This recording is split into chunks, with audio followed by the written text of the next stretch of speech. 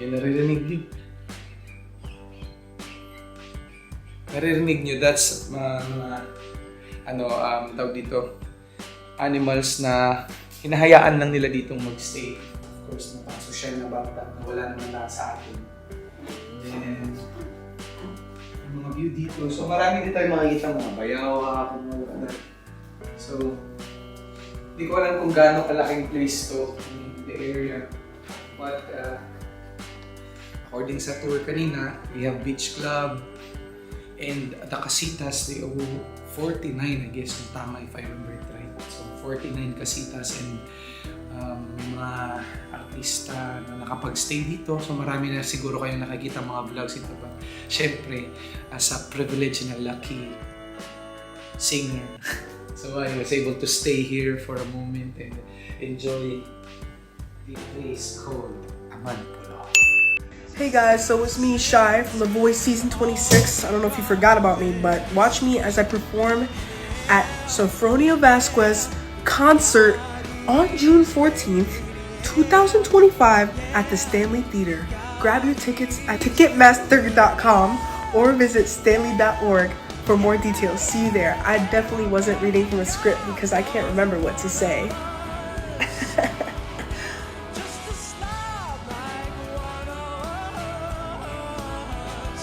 Magandang araw po sa inyo at welcome back dito sa ating pinakabagong video. At update po pala tayo kay Sophronia Vasquez para sa vlog na ito dahil nakita natin siya makapolitika dito sa ASAP at the same time sa Pilipinas Got Talent. Pero bago ang lahat ay huwag kalimutang mag-like at mag-subscribe na rin kayo para updated kayo sa ating mga latest issue. At dahil po manalapit na yung kanyang mga live event and most especially itong pinaghahandaan talaga nila na kanyang concert sa Utica, New York or sa Stanley Theater, ay todo na po ang pag-promote ni Sophronia Vasquez at ng kanyang team dito sa kanyang maging live performance sa Utica, New York. So kasama niya po dito mga kapolitika, yung inyong napanood ay si Shy na kung saan is nakasama niya dito nung doon sa The Voice USA Season 26 na kung saan ay natanggap niya yung pangalawang pwesto dito. This is nakita natin siya sa Pilipinas Got Talent. Hindi lamang po natin ma-play yung image or yung video mga kapolitika dahil meron pong copyright yung ABS-CBN. So kinakailangan po nating takpan yung video na yon. So at the same time nag-perform rin po siya dito sa ASAP kasama itong si Regine Velasquez at hindi rin po natin ma-play yung video unfortunately dahil meron rin pong copyright itong kanta na inawit ni Sophronia Vasquez at ni Regine Velasquez. Pero kung gusto nyo namang panood is available naman siya doon sa Facebook page ni Sophronia. So mga kapolitika, doon po sa mga nagtatanong kung nandito ba sa Pilipinas si Sophronia ay tape lang po or na record lang po itong video ito na kung saan is nandito siya sa ASAP at the same time sa Pilipinas Got Talent. So wala po si Sophronia dito sa ating bansa. But at doon nga din po pala kasi na-report natin doon sa ating mga naunang video na di ba nagkaroon ng podcast itong si Loida Lewis, itong isang kilalang philanthropist, lawyer, entrepreneur na nakabase sa Amerika ay nagkaroon nga sila ng interview dito sa podcast ni Loida Lewis at mapapanood po natin yung video mga kapolitika sa May 26 sa 8 AM po yan sa Amerika, oras sa Amerika. So excited po tayo na mapanood yung interview ni Loida Lewis dito kay Sophronia Vasquez. Samantala ay nangaan naman po ng ating mga netizen yung pag-awit ni Sophronia ng I Will, and this song was actually made during the pandemic. So napakagandang awitin po at marami sa mga netizen at sa ating mga supporters dito sa ating YouTube channel ang humanga.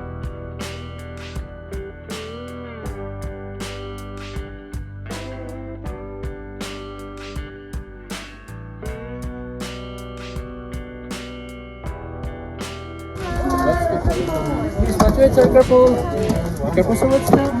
Hi. Please watch it, sir. Careful. Hello. Oh, hi, Mr. Vasquez. Welcome. Tayo ngayon sa island kung saan ipapakita ko sa inyo kung saan tayo magsistay. Very surprised. Ganito pala siya kaganda in person. So, syempre, you're part of me. And gusto kong mapakita sa inyo. We have a room tour. Yun. Ladies and gentlemen. Tada! Yun. Nakita niyo yung ating kasita. And pala tayo na nakastay tayo dito. So, ayun. We have a view of the island. Makita niyo yan. So, that's according to the people here, yung mga kasama natin kanina sa tour. That island is, nakalimutan ko yung pangalan. But most of the locals live there. So, 45 minutes daw yung bangka ride. And makakapunta na sila dito sa island na ito. Ayan. So, yun mo, meron silang classic Filipino parang architecture or mga furnitures na ginagamit nito. This is like a tribute, of course, sa Philippines. Yan, naririnig nyo. Naririnig nyo, that's mga tawag dito, animals na hinahayaan lang nila dito magstay. Of course, social na bata na wala naman tayo sa akin. And mga view dito. So marami din tayo makikita mga bayaw, mga ano. So, hindi ko alam kung gaano kalaking place to in the area. But according sa tour kanina, we have beach club and the casitas, they owe 49, I guess, kung tama if I remember right. So 49 casitas and may mga artista na nakapag-stay dito. So marami na siguro kayong nakakita mga vlogs ito. But syempre, as a privilege and a lucky singer. So I was able to stay here for a moment and enjoy the place called Aman Pulo. Of course, hindi natin makakalimutan. Meron sa mga complimentary mga food. Aman Pulo is to do an excursion about the area or the island. And good thing kasi meron silang golf cart. Golf cart ba tawag? Golf car pala. Tapos, ayun, drive mo lang kung gusto mo. So, kung gusto mong sumakay, press mo lang ganun, tapos go ka na kagad. Bye!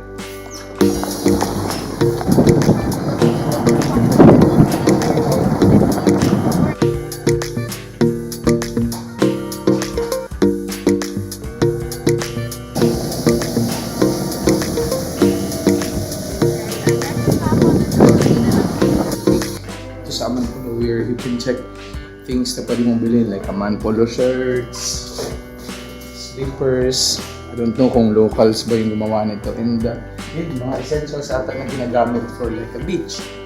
Meron silang spot ready dito. So yung mga tao na biglaan na lang pupunta dito sa Aman Pulo na walang dala. Bigla silang like for a honeymoon or what, you can just go here and then check out this place and buy some things na pwede isuot for the stay nila dito sa Aman Pulo. Ayun, so ito yung mga pangtita, mga madam na pangtita. Boutique ng Aman Pulo. Ayan si ate.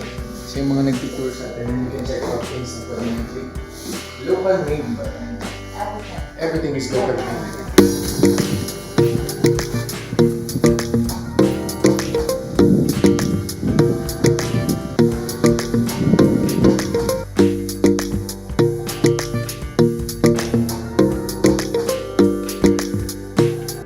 Since hindi naman lahat talaga nabibigyan ng chance to stay here sa Aman Pulo because mahal nga siya.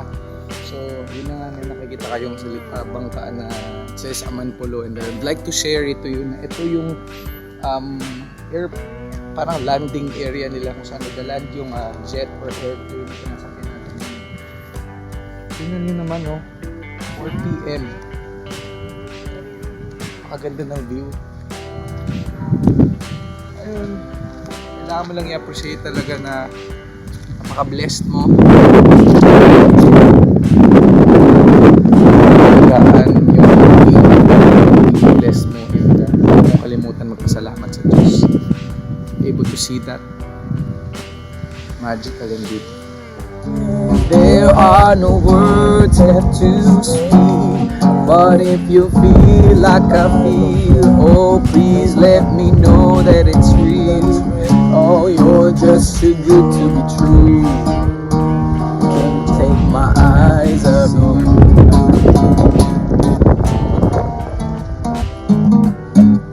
Yeah, to the green. Nagyayabang-yabang tayo ngayon sa umaga.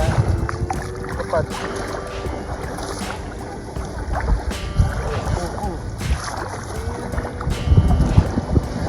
Pa tayo vlog.